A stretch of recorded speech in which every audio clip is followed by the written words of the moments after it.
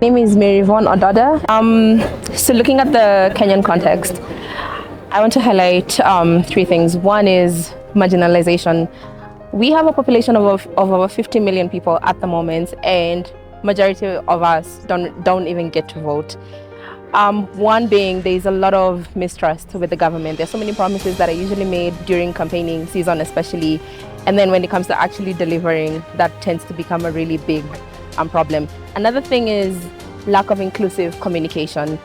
There's communication and then there's actual communication. There's a way that you need to relate to people in understanding what the issues are, not just sliding over what is the most popular thing and what is trending and what needs to be addressed at that time. There are some grievances that have been there historical over a long time, and every single time we get to hear of the same thing: we'll fix this, we'll do this, we'll employ more young people, we'll create jobs, but we keep being disappointed over and over again. And this breeds an environment whereby we don't really trust what is being said. We don't even want to come out and participate in this. Another thing is, will my voice be heard? Will my vote count? Will they steal my vote? Do I actually get to be represented? Do I see someone like me in parliament? Do I get to have a young woman who has actually walked the path and I can relate to? So that tends to be such a big problem, considering we do have young people who vie for political seats. We do have young people who are constantly talking about democracy and governance and what we need to do. But over and over again, when we look at parliament, it's literally just men. Two-thirds gender rule. That is something that was passed in the constitution over a decade ago. But it's not there. Why? Those are all these issues that build up over time, and it just erodes trust. It erodes the structure that we have. We have an amazing constitution. I feel as though in Kenya we have one of the best in the world actually, but the implementation bit, we tend to fall short. So those are some of the challenges that I think. Hello, my name is Mercy Maina. Some of the economic factors where we see most young people don't have financial muscles to vie for some of these positions, and those that are experienced than they are mostly take up these positions. Another issue is lack of civic education. Most young people don't have the information about democracy and why they should be in these political positions and why they should take part in the elections. Another reason is voter apathy among the young people, where they have disillusionment because of past experiences in the elections and how they view that their voices are not heard, their voices are not considered during the elections. This makes most young people to give up and leave up these positions for older people. Hi, my name is Pamojara. So I do think just by the fact that the Global Democracy Coalition was founded because it was meant to bring together organizations in order to yes, of course, to further the global democracy agenda. And we have seen it do that time and time again. For the reason that we're here at the UN Civil Conference is because of the Global Democracy Coalition, and of course with partnership with the Club de Madrid.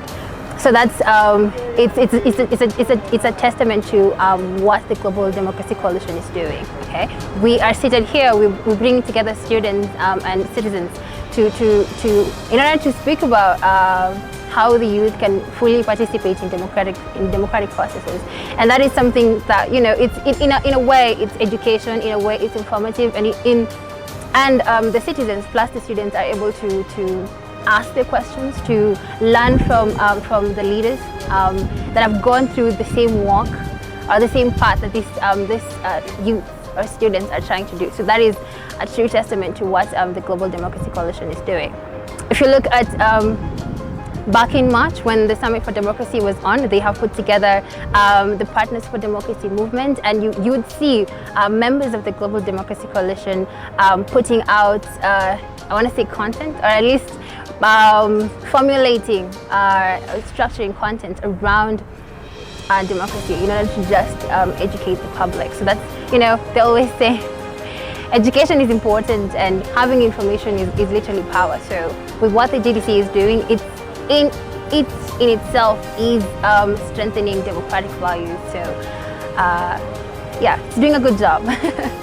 doing a good job. Hello, my name is Moses Wamari. Democracy has various challenges depending on the area you come from. So I'm more conversant with the challenges that us as Africans we face with regards to democracy. So first of all, I think the first challenge to democracy is the violation of the tenets of democracy, the violation of the rule of law, the violation of by leaders not following the rule of law, lack of constitutionalism. So I think these are some of the tenets of democracy that when they are violated, they pose a challenge to our democracy. Summit for the Future has a lot of expectations. Considering this was proposed by Antonio himself, I do think that it puts a lot of pressure in terms of the commitments and the promises that have been made, and the number of challenges and barriers on the continent are numerous, not only in Africa but globally. So I do think that we need to continue elevating youth voices. I do think that we need to have, let me term it, the changing faces of youth. We are so used to seeing a particular group of young people at the forefront. I think it's high time now that we go to the marginalized places in the world and get to hear them in their language. I also do think that the summit needs to continue fostering partnerships and collaboration and following through with the commitments that have been made. Also in terms of inclusivity, in terms of just how the leaders get to communicate, how member states can actually come together to facilitate some of the gaps that have already been there. Also, I think in terms of investing in youth empowerment programs, and that's a term that has been thrown around quite a bit, but now being very intentional about it, being accountable, and having a strong M&E framework around this, just to make sure that what will be said during the conference will actually take place. There you go. One of the main reasons I am thankful for democracy is because of its ability to provide me as a young person with a platform to air out my voice and also other diverse voices from other young people. My ability to also be involved in decision-making processes as a young person. This makes me feel appreciated and feel my value in the civic area.